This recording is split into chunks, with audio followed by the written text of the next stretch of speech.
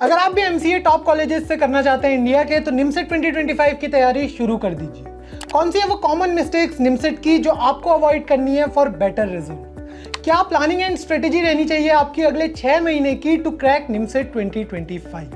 अगर आप भी निमसेट 2025 के लिए अपेयर होने वाले हैं या कोई भी सवाल आपके मन में है निमसेट 2025 से रिलेटेड, तो आज की इस वीडियो को पूरा देखना मत भूलना, क्योंकि एमसीए फंडास बाय सनस्टोन की आज की इस वीडियो में हम बात करने वाले हैं NIMCET 2025 common mistakes to avoid के बारे में। सो हेलो एवरीवन, मैं हूं आपका होस्ट कौशल और मैं आपको बेस्ट गाइड करने वाला हूं आपकी सभी MCA course related queries.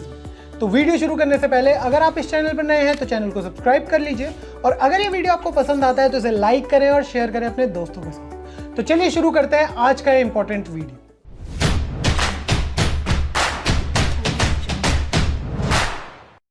To get free career counseling, check the link in description box and pinned comment below.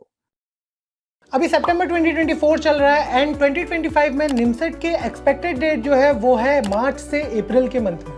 तो यानी कि आपके पास यहाँ से 6 to 7 मंथ्स बचे एंड आपको ये अगले 6-7 महीने डिवाइड करने हैं एक प्रॉपर स्ट्रेटेजी के साथ। तो चलिए देखते हैं क्या होगी एक परफेक्ट स्ट्रेटेजी निमसेट क्रैक करने के लिए 100%। तो सबसे पहले हम बात करेंगे सितंबर एंड अक्टूबर 2024 के बारे में। तो इन 2 महीनों में आपको अपनी फाउंडेशन बिल्डिंग जो है वो बनानी है, जिसके लिए आपको सबसे पहले कॉन्सेप्ट्स क्लियर करने होंगे। जो बेसिक कॉन्सेप्ट्स हैं आपके मैथमेटिक्स के, कंप्यूटर अवेयरनेस के एंड लॉजिकल रीजनिंग के, वो आपको क्लियर करने हैं। इसके लिए आप एनसीईआरटी बुक्स को यूज कर सकते हैं मैथ्स के जितने भी बेसिक्स हैं उन्हें क्लियर करने के लिए, एंड आप यूट्यूब वीडियोज की भी हेल्प ले सकते हैं अपने बेसिक्स को स्ट्रॉन्ग बनाने के लिए। तो इन 2 महीने में आपको डेली प्रैक्टिस करनी है एंड आपको वीकली एक मॉक टेस्ट देना है तीनों सब्जेक्ट्स।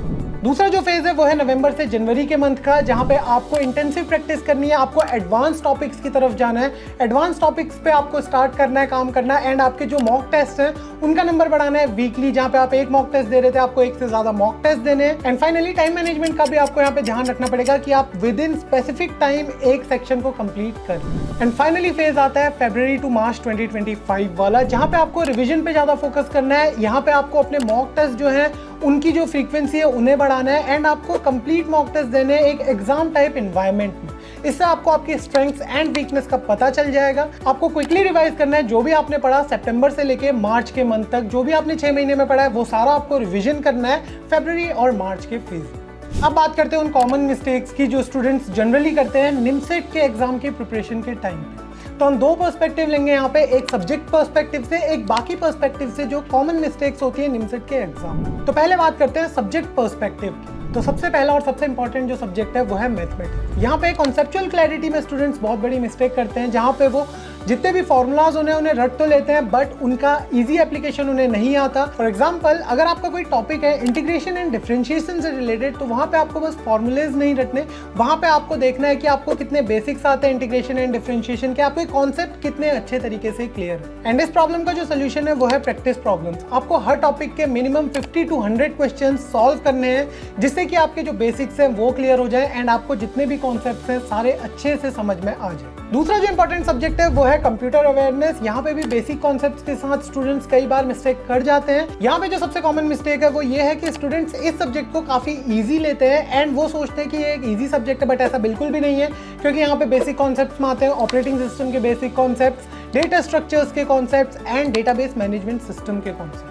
इसके अलावा programming practice and programming languages की नॉलेज भी बहुत ज़रूरी है, जहाँ पे स्टूडेंट्स कई बार मिस्टेक कर जाते हैं। तो आपको किसी पर्टिकुलर प्रोग्रामिंग लैंग्वेजेस जैसे कि C++ या फिर पाइथन, इसके ऊपर मास्टर बनना है एंड आपको बस सिंटैक्स याद करने से कुछ नहीं होगा, आपको कोडिंग की प्रैक्टिस करनी पड़ेगी ताकि आपकी जो लॉजिकल कोडिंग है वो भी स्ट्रॉन्ग हो जाए। एंड तीसरा जो इंपॉर्टेंट सब्जेक्ट है वो है analytical ability and logical reasoning.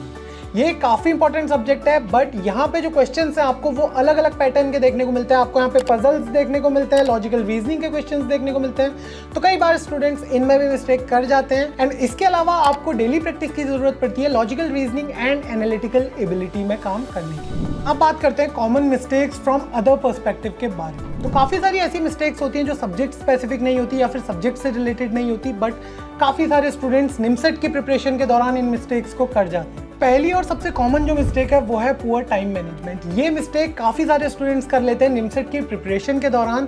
ऐसा इसलिए होता है क्योंकि काफ़ी सारे स्टूडेंट्स पोस्टपोन करते हैं अपने टॉपिक्स को एंड इसके बाद जब लास्ट मोमेंट आता है तो वहाँ पे उन्हें स्ट्रेस होता है एंड ये एक बहुत बड़ी मिस्टेक है जो निमसेट की प्रिपरेशन के दौरान अक्सर देखने को मिलती है। तो पुअर टाइम मैनेजमेंट से आपको बचना है, आपको अपने टाइम को अच्छे से मैनेज करना है एंड इक्वली डिवाइड करना है सारे सब्जेक्ट्स।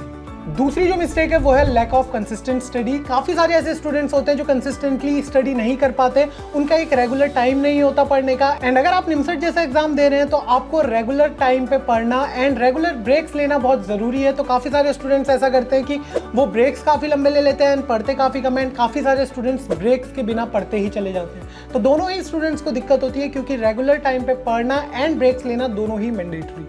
तीसरी जो कॉमन मिस्टेक है वो है इग्नोरिंग डिफिकल्ट टॉपिक्स। काफ़ी सारे स्टूडेंट्स इजी टॉपिक्स पे फोकस करते हैं एंड जो डिफिकल्ट टॉपिक्स होते हैं उन्हें डिले करते हैं, उन्हें लास्ट तक बचा के रखते हैं। तो ऐसे में होता क्या है कि लास्ट में जब टाइम आता है, जब लास्ट में टाइम काफ़ी कम बचा होता है तो उस टाइम पे उन्हें जो डिफिकल्ट टॉपिक्स हैं वो इन डेप्थ तरीके से समझ में नहीं आ पाता। अगली जो कॉमन मिस्टेक है वो है नॉट प्रैक्टिसिंग इनफ।